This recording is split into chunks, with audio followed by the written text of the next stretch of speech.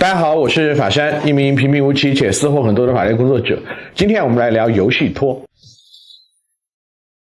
前段时间呢，很多天涯明月刀的难民群众啊，就来我这里诉苦，说该游戏的游戏托呢实在是太欺负人了，都骑在人民币玩家的头上作威作福了。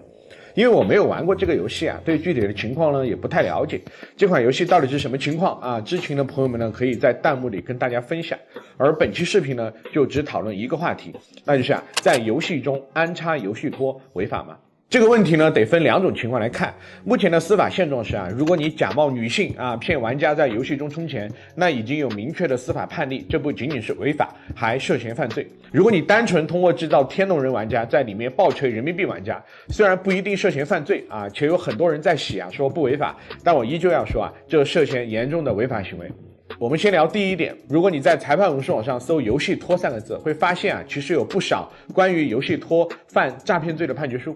比如2019閩04刑中180號判決啊，裡面就顯示一個叫雅姐的人啊，他在重慶開了一家公司，進行利用信息網絡經營遊戲產品的業務，和很多遊戲呢都有合作。期間呢，為了提升銷售業績來獲取提成，他便允許啊公司員工在推廣遊戲的過程中，以婚戀名義啊或充值返現的名義來實施詐騙，並安排公司女員工啊配合男員工接聽遊戲玩家的電話，發送視頻、語音等等。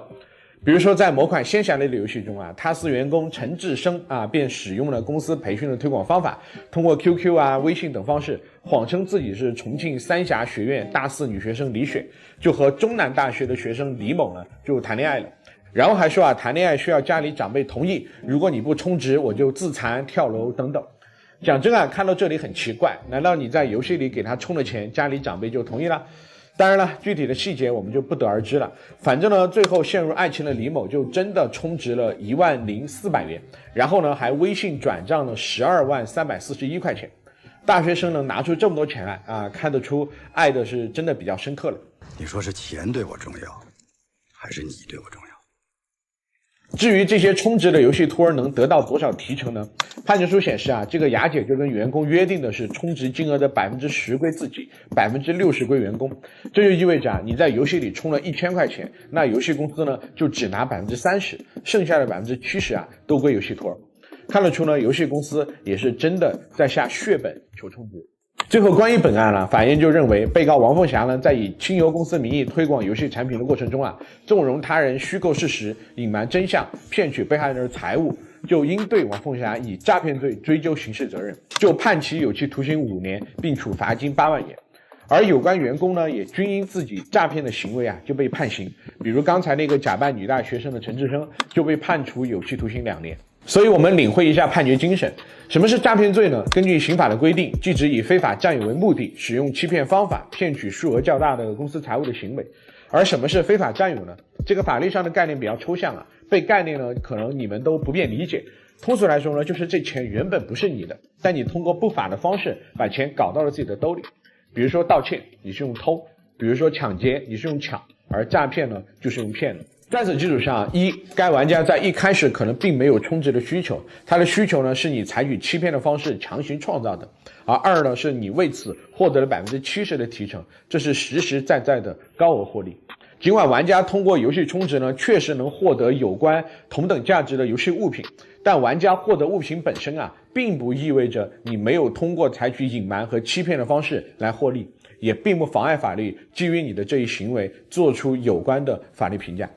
好的，在領會有關精神以後啊，我們再來看看另一種遊戲托，那就是啊，我也沒有直接和玩家產生聯繫，比如說聊天，比如裝自己是萌妹子求充值等等，我就是見你就砍，然後砍你的那些極品裝備呢，都是通過官方充值或者直接分配獲得的。這時你還能以詐騙罪追究有關責任嗎？在這裡我們來做個小投票，就覺得能的請扣1，覺得不能的呢就請扣2。講真啊，你要直接說定詐騙罪呢是很難的，就業要區分啊刺激充值和騙取充值的關係。因為狗托啊雖然砍得尊貴的人民幣玩家很難看，但是呢他並沒有和你直接溝通並採取語言欺騙你的方式啊，讓你給他或者給自己充值。你要直接定他或者是有關公司詐騙罪呢，那確實是有點難的。頂多啊，如果他公平辱罵了你，你可以嘗試追究其名譽侵權的責任。可我為什麼要說其依舊涉嫌違法呢？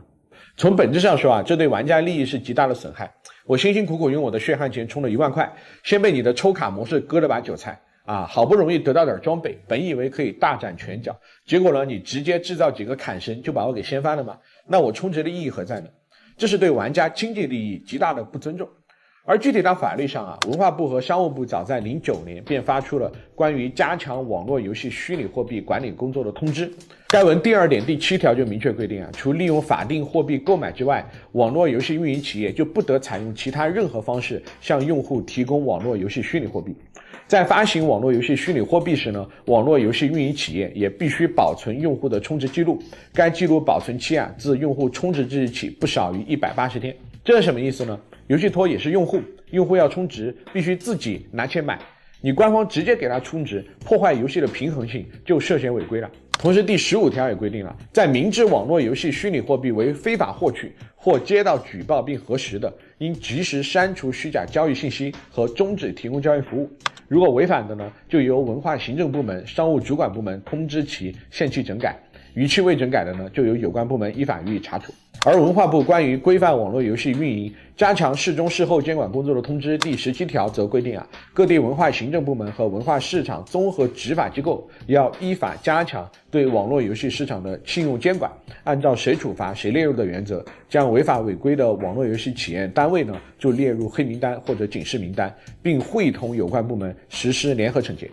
所以朋友們懂了嗎？路已經給你們指出來了。如果你們發現啊，游戲企業有濫用企業权力、胡亂聘請游戲托的行為，就可以向文化部门进行投訴，要求有關部门啊予以處理。同时呢，從民法的角度上來說啊，雖然遊戲企業都會在用戶協議中約定玩家僅有使用權，但是啊，且不說僅有使用權本身的法律爭議，玩家在遊戲中的財產和裝備呢是有一定經濟價值的。即使約定了僅有使用權，也並不意味着你有權妨害玩家通過真金白银購買服務所應獲得的消費體驗。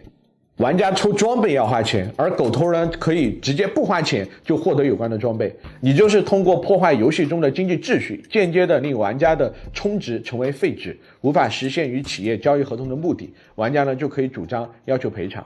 有一些行業競爭激烈，這沒錯，企業是以盈利為目的，需要玩家充值也理解，但是這並不代表着你就可以把玩家都當傻乎乎的韭菜，通過各種不當的方式讓玩家给你捐錢。